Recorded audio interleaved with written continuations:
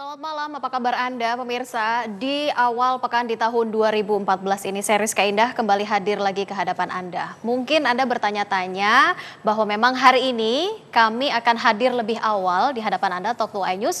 Mulai hari ini, Senin 4 Januari 2016, kami akan hadir pada pukul 19.30 sampai dengan pukul 20.30 untuk menemani Anda yang saat ini mungkin sedang beristirahat karena sudah lelah seharian, begitu ya, mengawali awal pekan di tahun 2015. Kami akan update terlebih dahulu informasi untuk Anda. Ada beberapa informasi yang akan kami hadirkan terkait dengan Anda yang mungkin akan berencana kembali melakukan perjalanan atau mungkin Anda yang baru saja pulang dari liburan. Tetap waspada dan juga hati-hati terhadap barang bawaan Anda, utamanya bagi Anda yang akan menitipkan kepada pihak maskapai dalam bepergian, begitu ya, menitipkan barang di bagasi. Tetap hati-hati, jaga kunci dan juga tetap pastikan bahwa koper Anda terkunci dan tidak meletakkan barang-barang berharga. Hal tersebut adalah untuk menghindari para pengutil yang memang iseng untuk mengambil barang-barang milik Anda yang memang bukan miliknya. Ini informasi untuk Anda.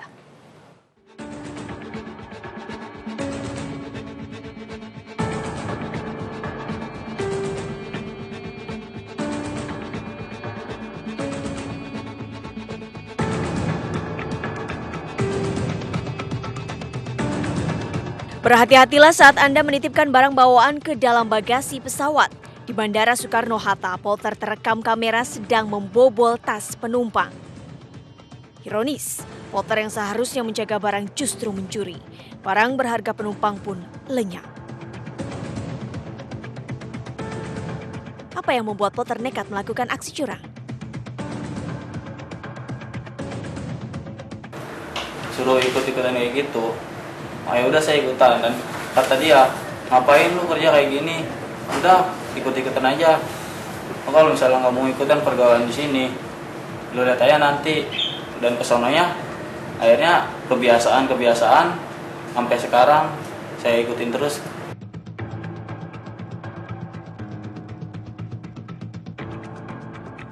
Pandai-pandainya tumpai melompat akhirnya jatuh juga. Berkat rekaman CCTV, polisi berhasil meringkus para Polter tersebut. Berdasarkan pengembangan penyidikan, petugas keamanan bandara juga terlibat dalam aksi ini. Jadi modusnya ini adalah dari 8 ini kita tetapkan 4 tersangka pelaku pencurian. Terus sisanya? 4, namun 1 masih kita kejar.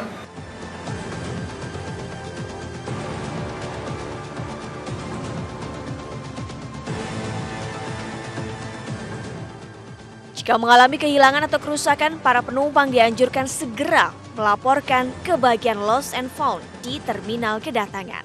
Nanti keluhan Anda akan ditindaklanjuti. Tim Liputan MNC Media memberitakan.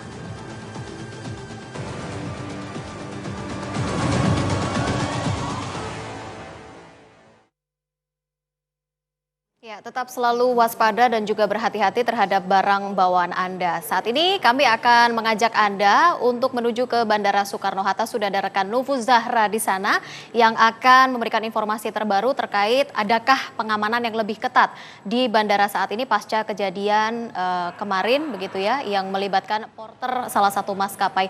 Nufuz Zahra. Selamat malam Rizka Indah dan juga pemirsa yang ada di rumah. Saat sekarang ini saya berada di Bandara Soekarno-Hatta Cengkareng, Banten, di mana tepatnya saya berada di terminal kedatangan 1A. Untuk update malam ini setelah kemarin terjadi peristiwa pembobolan bagasi penumpang pada sebuah maskapai penerbangan di Indonesia, malam hari ini terlihat suasana di bandara tidak begitu ramai, bahkan lebih lengang daripada biasanya. Dan juga nampak di sekitar bandara, di luar bandara itu pengamanan tidak begitu banyak. Namun menurut informasi yang kami dapat, di dalam bagasi Angkasa Pura selaku instansi yang berwenang di bandara telah menambah jumlah pengamanan di sekitar daerah bagasi untuk mencegah terjadinya kembali pencurian atau pembobolan barang milik para penumpang maskapai. Dan juga untuk kembali kami mengingatkan, kembali kami menceritakan bahwa kemarin itu terjadi pembobolan yang kemudian terekam oleh CCTV milik Angkasa Pura, di mana 4 orang oknum porter nampak menggeledah dan mencari barang milik penumpang, dan kemudian 4 porter tersebut telah berhasil diamankan oleh kepolisian bandara. Dan untuk itu, apakah peristiwa tersebut memiliki efek terhadap para penumpang? Di samping saya telah berdiri seorang penumpang yang kebetulan baru saja mendarat di Bandara Soekarno-Hatta. Selamat malam, Mas Henry. Selamat malam. Ya, Mas Henry ini baru mendarat dari kota mana, Mas? Dari Surabaya. Dari Surabaya. Bagaimana tadi, Mas Henry? Apakah Mas Henry sudah tahu ada peristiwa pembobolan bagasi salah satu penumpang maskapai di Soekarno-Hatta? Sebetulnya sudah tahu Pak dari TV kemarin. Lalu bagaimana? Apakah Mas Henry mengingat Mas Henry mau berpergian dengan pesawat terbang? Apakah menimbulkan kekhawatiran? Dan apakah bagaimana antisipasi yang Mas Henry lakukan terhadap barang-barang yang akan masuk ke bagasi? Kalau khawatir itu ada Pak. Tapi barang yang dibawa saya sebanyak. Tapi kan harusnya saya harus menaruhnya di bagasi. Lalu bagaimana? Apakah Mas Henry itu mempersiapkan barang-barang pengamanannya ditingkatkan? Lalu bagaimana tadi Mas Henry lihat para petugas ketika check-in mengepak atau mengamankan barang Mas Henry? Bagaimana kinerja mereka? Untuk barang saya sendiri sudah saya amankan sendiri Pak, di dalam koper saya sudah saya amankan. Terus untuk mengepakannya dari Surabaya itu sudah cuma dikasih nama saya, sudah selesai gitu Pak.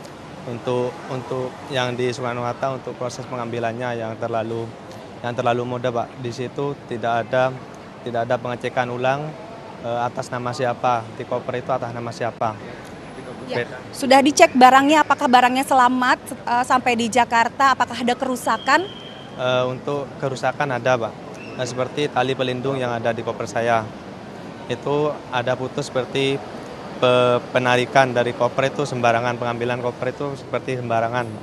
Ini barang-barang di dalam sudah dicek, ada hilang atau tidak? Kalau barang-barang yang di dalam koper, alhamdulillah aman. Begitu ya. Jadi Mas Henry bagaimana? Apakah melihat tadi petugas cukup baik dalam menangani bagasi? Untuk proses penanganan bagasi itu dari petugasnya kurang cepat Pak. Oke, terima kasih Mas Henry atas informasinya. Demikian Rizka yang dapat saya sampaikan, pendapat dari penumpang yang ada di Soekarno-Hatta. Kembali kepada Anda di studio.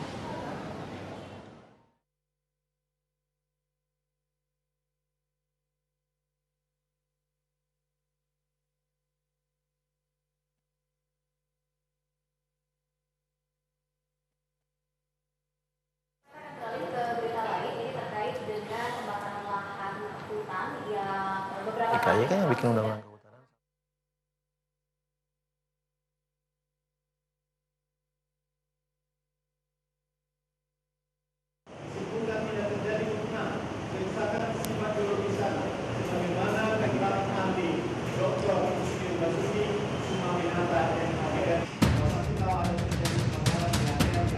Pernyataan Hakim Ketua Pengadilan Negeri Palembang, Parlas Nababan tersebut sontak membuat masyarakat yang menghadiri sidang heboh.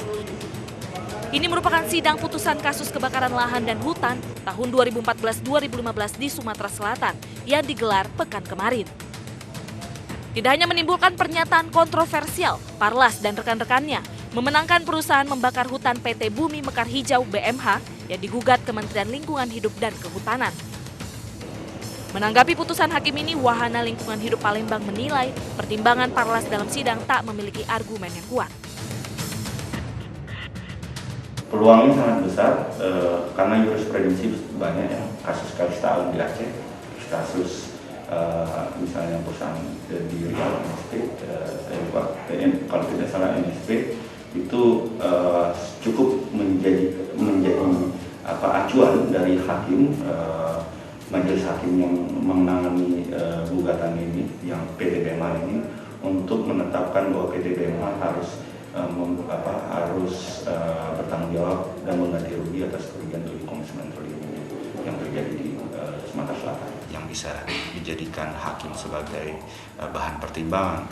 Faktanya bahwa kalaupun misalnya menurut beberapa ahli yang dihadirkan tergugat bahwa tidak terjadi kerusakan lingkungan dengan indikator bahwa setelah kebakaran itu lahan tersebut masih bisa ditanami, yang memang seperti itu. Diketahui sidang gugatan dari KLHK ini telah digelar sejak bulan Desember 2015. KLHK menuntut PT BMH membayar ganti rugi sebesar 7,8 triliun rupiah atas kebakaran hutan seluas 2.000 hektar di areal perusahaan tersebut pada 2014. Dari Palembang, Sumatera Selatan, Tim Liputan MNC Media memberitakan. Ya, pernyataan hakim tersebut menuai cuitan atau kicauan dari para netizen, utamanya di Twitter yang memang banyak sekali yang mengecam dan juga marah terhadap apa yang sudah disampaikan oleh Hakim Pengadilan Negeri Palembang. Kita simak beberapa cuitan dari para netizen berikut ini.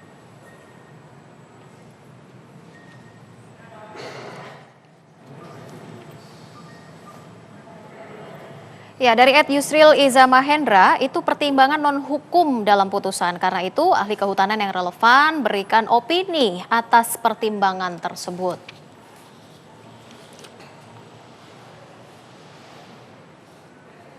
Selanjutnya, ada komentar dari mantan Ketua MK, Muhammad Mahfud MD, logika begini sama dengan logika mencuri itu tidak apa-apa, karena yang kecurian masih bisa bekerja untuk mencari harta lagi.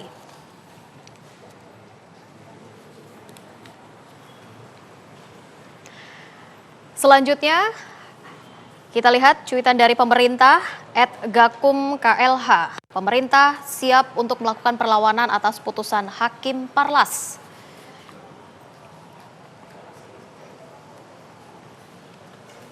Ya, berikutnya juga ada cuitan dari para netizen lain, @ulin_yusron. Jadi sekarang kita tahu kenapa perusahaan nggak takut untuk bakar hutan, karena pasti dibela oleh hukum. Contohnya saja di Palembang itu, sindikat mafia hutan.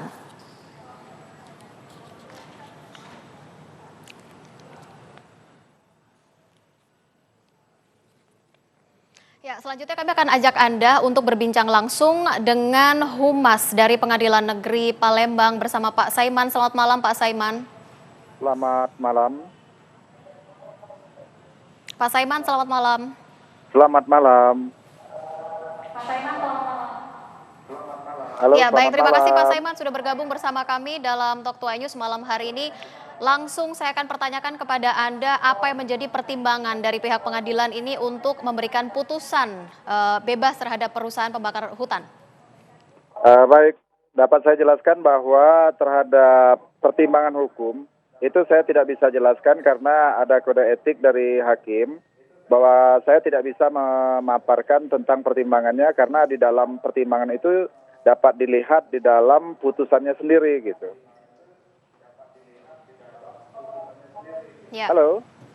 Baik, kalau boleh saya klarifikasi terkait apa yang disampaikan oleh Hakim Pengadilan Negeri Palembang yang menuai kemarahan, kalau boleh saya katakan demikian, yaitu terkait dengan ucapan yang mengatakan bahwa pembakaran hutan itu tidak merusak lingkungan, toh nantinya juga akan tumbuh lagi. Apa sebenarnya maksud dari pernyataan itu, Pak Saiman? Kita tidak tahu sendiri dalam putusan pertimbangannya bagaimana, namun secara garis besarnya bahwa terhadap kebakaran hutan itu tentu merusak lingkungan. Itu gambaran secara hukumnya, secara teoritisnya. Nah, namun di dalam pertimbangan majelis itu sendiri tentu dengan berdasarkan fakta-fakta dan saya yakin bahwa terhadap persepsi hukum kita sama gitu. Jadi terhadap kebakaran itu sendiri, kebakaran hutan yang bagaimana, terus kemudian terhadap substansi perkara itu tentu pertimbangannya sudah jelas di dalam dalam putusan itu sendiri, sehingga apa yang dinyatakan oleh majelis hakim tentu ada dasar pertimbangannya sendiri gitu. Jadi kita melihat sesuatu itu jangan hanya di dalam satu sisi semata. Misalnya memandang seekor gajah, tentu kita tidak bisa melihat di sisi ekornya. Ketika di sisi ekornya orang memegang, maka gajah itu adalah kecil, bulat, panjang, berbulu. Nah, sementara di sisi lain orang mengatakan, oh tidak, dia seperti tembok gitu, dan lain sebagainya. Nah, jadi kita harus melihat totalitas daripada pertimbangan hukum itu sendiri, sehingga kita bisa menyimpulkan bahwa, oh ini maksud daripada putusan itu. Demikian, Bu. Pak Saiman, maksud dari pertanyaan saya tadi adalah apa yang menjadi pernyataan dari Hakim Ketua Pengadilan Negeri Palembang yang menyatakan bahwa pembakaran lahan atau hutan itu adalah hal yang biasa, toh nanti juga akan tumbuh lagi. Apakah Anda juga mendengar ramainya perbincangan terkait dengan pernyataan tersebut?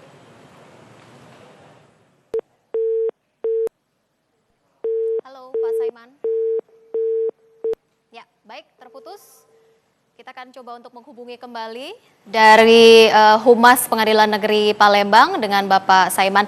Sebelum kita akan lanjutkan perbincangan ini, pemirsa, terkait dengan yang menjadi perbincangan di publik juga terkait dengan pembakaran hutan dan lahan, kami harus break terlebih dahulu. Nanti saya akan perkenalkan siapa-siapa saja tamu narasumber yang sudah hadir dalam Talk to iNews malam hari ini.